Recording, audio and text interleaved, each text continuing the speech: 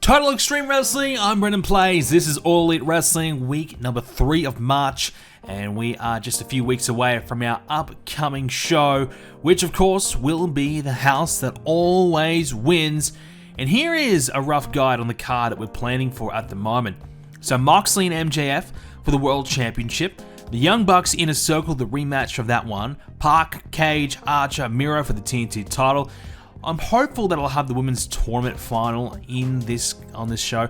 I think I should, as long as we kind of rush a few matches on Dark and Dynamite, we should get there. Lucha Bros and the Jurassic Express, Ethan Page, Will Hobbs. I'd like to get Christian Cage on the card. I don't know who his opponent will be just yet. I think some possibilities could be Christopher Daniels, Frankie Kazarian, Scorpio Sky, some of those guys in the middle of the card, maybe even Colt Cabana. Someone who's got a bit of popularity, who's in the middle of the card, who a win for Christian would, give him a bit of momentum. And John Silver and Eric Redbeard, I think we might try and squeeze that on the card, if not on the pre-show, just to wrap up this Dark Order storyline, who's the leader, who's not. And I think the way we're going to go with the Dark Order is that I suppose there is no leader. We don't need a leader. We're a conjoined family, blah, blah, blah, something along those lines. So I think with the Dark Order, I think we probably should look to turn them babyface. We do have a lot of heel factions and even a lot of heel lower tier factions as well.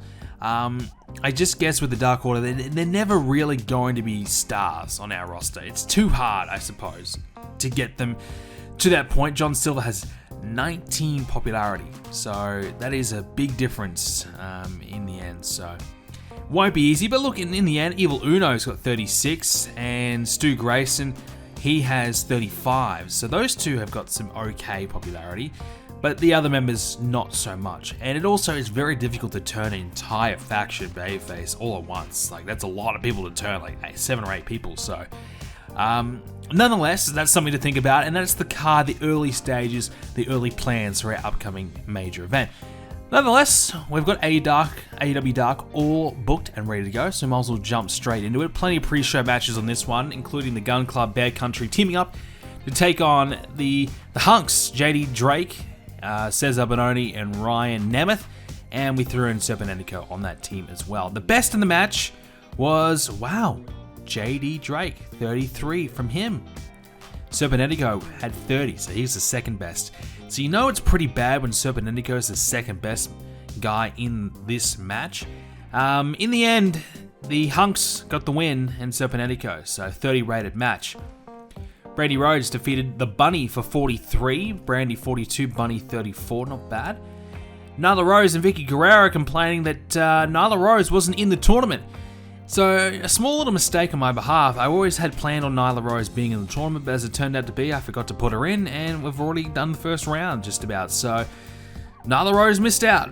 So, we're going to make a bit of a storyline out of it, or at least, make that a portion of this storyline. Perhaps Nyla Rose might attack the winner of the tournament. Maybe we do a match there, and the winner of the tournament has to get through Nyla Rose to get to the champion. That might be an avenue that we might take. Sean Spears picked up a win over Peter Avalon in a 40 rated match. Sean Spears 39, Peter Avalon 37.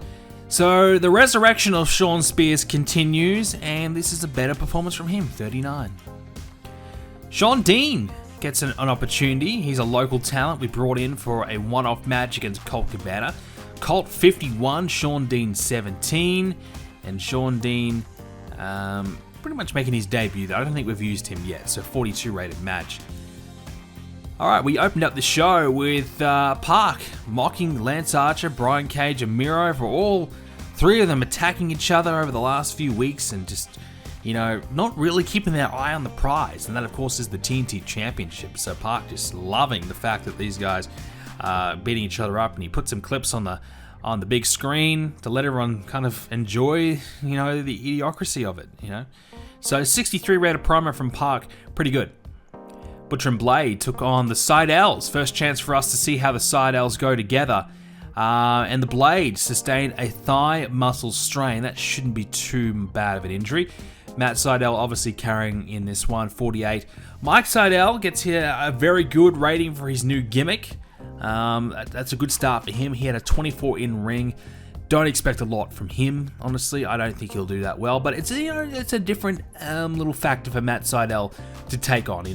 If he's not in the singles mix, he can kind of enter the tag division and give us another team to kind of work with and play around with. But a 38 rated match. So thigh muscle strain. I think that'll just be a minor injury. Not too concerned. Jim Ross had a sit-down interview with Cody Rhodes, Adam Page, and Paul White. And they talk about their upcoming match against the New Elite and the strategy, the game plan, how they're going to get along. The addition of Paul White, how's that going to factor in? How personal this rivalry has gotten? What sort of match do they expect to be having? In the end, an 86 rated segment. So you're probably thinking, why didn't I put this on Dynamite? Well, in the last episode of Dynamite, we just didn't have the time for something like this. So I wanted to make sure we got this done. I wanted to make sure we get... it doesn't matter if it's on Dark or Dynamite. That's not my mentality anymore. I think it's really, we just got to get it done regardless of which show. Obviously, we'll save the best stuff, the biggest stuff for Dynamite. But if it's just a straight up promo segment or some sort of easy storyline advancement that's not too major, there's no reason why it can't go on Dark. 86 rated for that segment. Penelope Ford and Riho are part of the women's tournament. Riho picked up the win for 30 rated overall. Riho 39, Penelope 29. So Riho advances. Eric Redbeard comes into the Dark Order's bar room and just starts breaking everything, destroying, smashing everything. So a little bit of a revenge for Eric Redbeard, I suppose. He already cost Anna Jay her match. Now he's destroying the bar room. So a little bit of a one-up here for Eric Redbeard. A small little taste of revenge for him. We had the waiting room. Britt Baker hosting, of course, and all the women are part of the tournament, the final 8, all out there cutting promos and discussing and fighting and arguing over who's going to win the tournament and the remainder of the tournament there. So 41 rated for that segment. Yeah, they're not too bad. I was hoping we might get a little bit higher, but when you feature so many women in one segment, I guess that's bound to happen. Kip Sabian teamed up with Miro to take on Brian Cage and Ricky Starks. 55 rated match. Took a risk here. Obviously including Kip Sabian and Ricky Starks, two low-end guys teaming up with a better wrestler as their partner.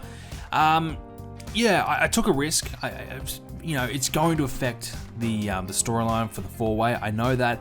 But I wanted to kind of get some in-ring action as well. We've been having some promo stuff, so I thought, okay, let's bring it into the ring as well without giving away one of our top matches. So Miro and Brian Cage get a chance to mix it up, but also Kip Sabian gets a chance to, have another good follow-up match after getting the win over Darby Allin. And Ricky Starks, we mentioned last episode, we haven't done enough with him as of late, so I wanted to get him more involved. So 55 for that one. And Miro was the best of the match, 64. Brian Cage, 63. Ricky Starks, very good, 46. Kip Sabian was okay, 41, not too bad. Tony Schiavone is interviewing Ethan Page, and he's not exactly impressed by AEW's talent so far until Will Hobbs interrupts and confronts Ethan Page. So he had something to say about Ethan Page mocking AEW's up-and-coming talent. So we will be doing Ethan Page and Will Hobbs as a storyline. So I figured, there's no reason why we shouldn't stop Ethan Page from doing something. Originally it was meant to be Darby Allin. Darby Allin's gone for 6 months. Yes, still can't believe that. So I figured, okay, well, we might as well give him something. He's got to do something, right? So we put him in there with Will Hobbs. Scorpio Sky took on Sammy Guevara in our main event. No storyline connection here, but I just wanted to give Sammy Guevara a good singles win, see where he's at as a singles competitor. 69 in ring from him was fantastic. And Scorpio Sky, again, to see where he's at, is he worth exploring as a solo act as well. A 64 rated match in the end there. And that will give us a 54 rated episode of Dark, which is one of our better ones. Okay, the results for Dynamite. We're kicking it off with Chris Statlander and Diamante in the pre-show. Of course, a part of the women's #1 contendership tournament. And oh no. Chris Statlander sustained a torn stomach muscle. Oh boy. 46 from her. Diamante, wow, 39 from Diamante. That's really good. But 35 overall for the match. We put it on the pre-show, obviously, because we've been struggling with the women's results so far, and it's been, giving us a lot of problems. So we put it on the pre-show to hopefully improve it. 35 in the end. But now Statlander is injured, and she advances in the tournament, so she might be gone. So whoever is up against her might get a free pass in the tournament. Otherwise, maybe Diamante gets a chance to be, advancing instead. I think that's going to be at least, 3 months minimum, I'd say. That's tough. SCU defeated the Chaos Project for 46, Kazarian 52, Daniels 53. Looking to get SCU some wins. Have had a lot of losses as of late, so an easy way to get them a win here on the pre-show. And Taz is with Cage and Starks, of course, hyping up Brian Cage's chances of winning the upcoming 4-way 57. Just trying to get, this storyline moving on this show. I didn't have any other segments on this episode for the 4-way storyline. We just kind of didn't allocate any time for it this week, so I wanted to get something for it, and a simple promo, but, it's always good to get Ricky Starks out there, Taz out there, and of course, hyping up Brian Cage can't hurt him either. Alright, we open up the show with Adam Page versus Luke Gallows in about a 15-minute match, and Adam Page picked up the win. 73 rated match, Adam Page 75, Gallows 50, and not a bad match in the end, actually. This one will help out the storyline, I'm sure. Gallows getting a little bit tired towards the end. We did have this as a wild brawl, and Don Callis tried his best to help out Luke Gallows in this one, distracting Hangman Adam Page, but still wasn't enough. Adam Page able to persevere and pick up the win. So the New Elite is getting a nice little bit of momentum boost heading in their direction. Christian Cage cuts a promo talking about his return last week. So 68 for that segment. Not bad from Christian. I mean, so far, would I say he's been underwhelming? No, borderline. His performances are in the 60s. I was hoping for 70. So maybe I'm hoping a little bit too much out of him. But look, 68 is not bad. It's not bad at all. And hopefully when he gets a bit more popularity, as we talked about last episode, things will improve a little bit for him.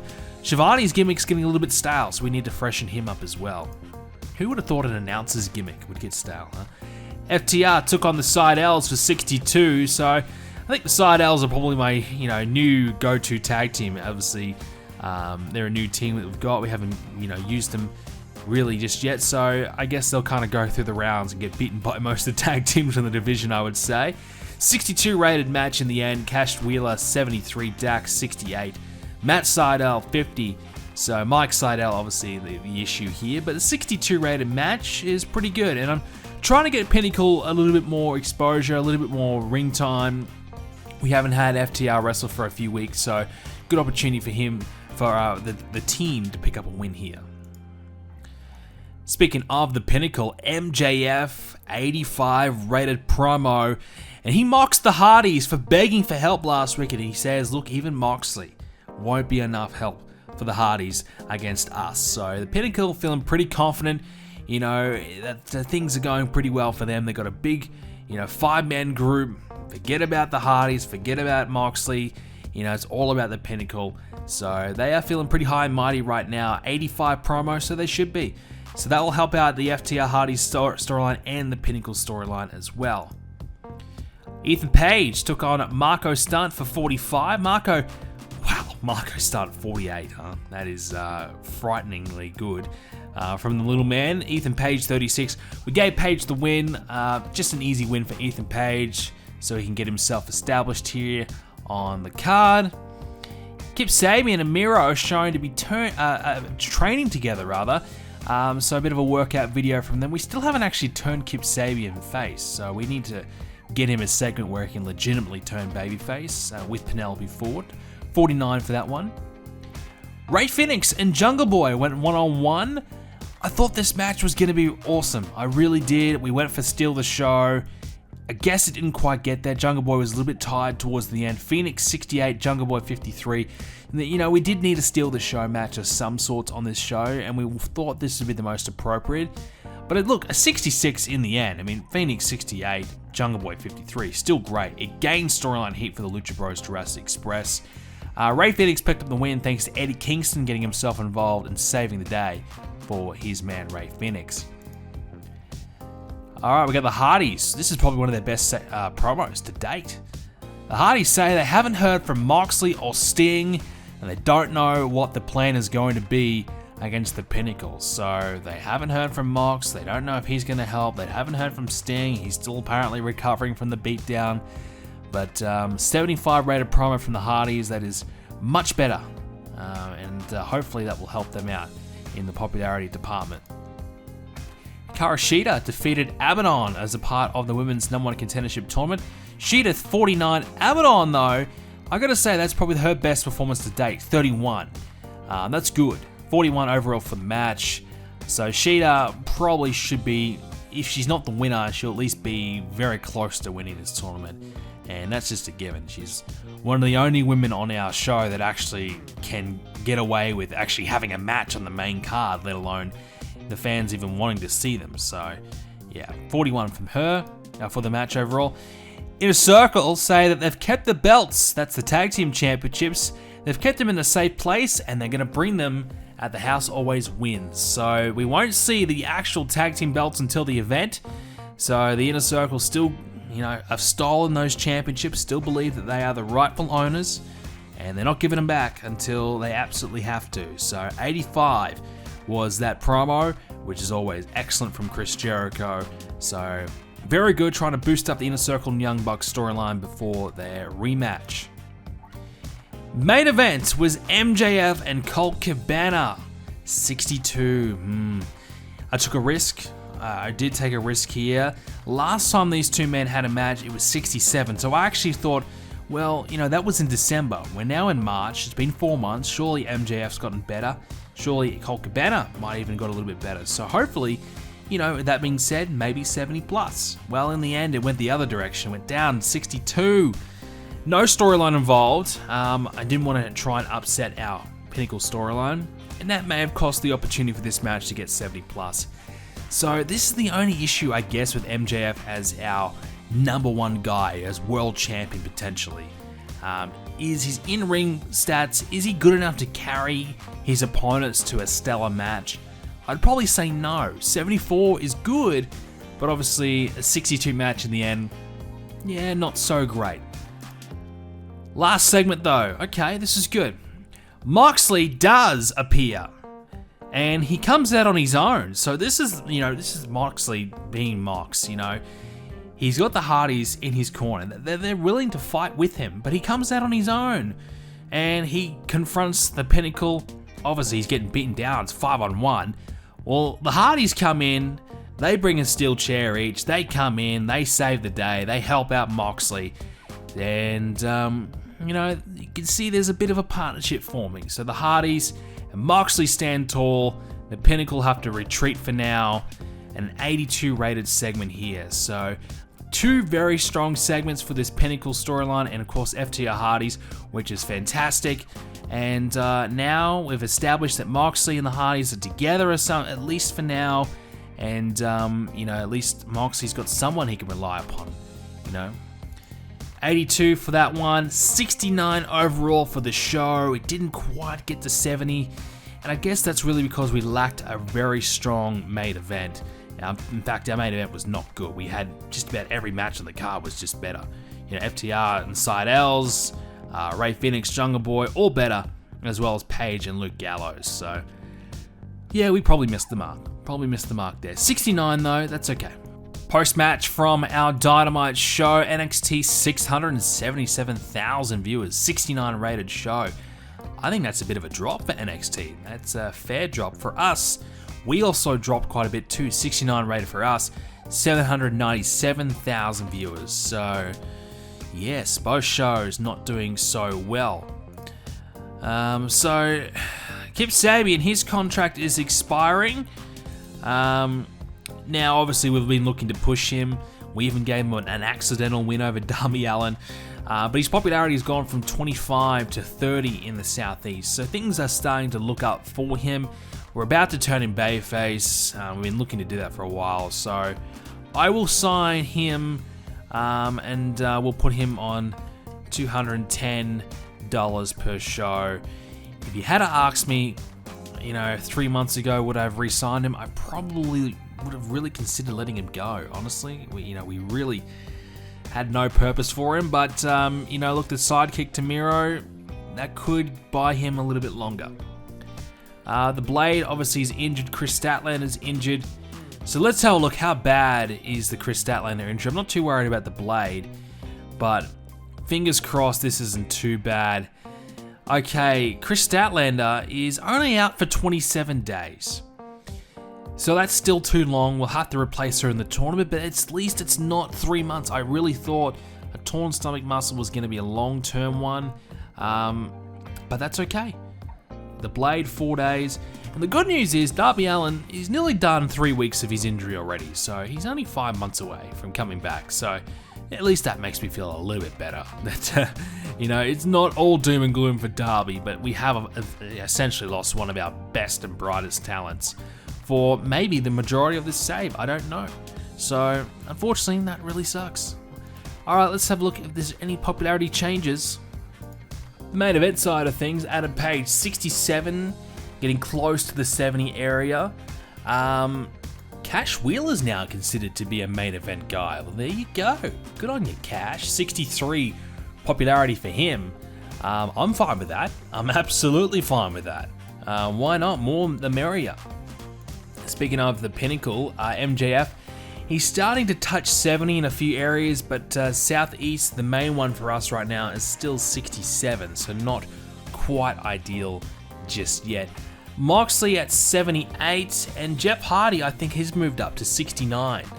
He started at 70, he dropped down a little bit, but now back to 69. That's great. Very good news for us. Matt Hardy, he's had a bit of an up and down time. We brought him in, he was at 60, he dropped as low as 55. Well, he's gained a bit of popularity back now with 56. So that's positive, Dax Harwood, 63, but still not considered to be a main event guy. I mean, it kind of sucks for Dax, One half of the team's main event, the other half is not. Let's take a look further down the card, see if there's any changes. Well, Jake Hager, a man that we don't really use a lot.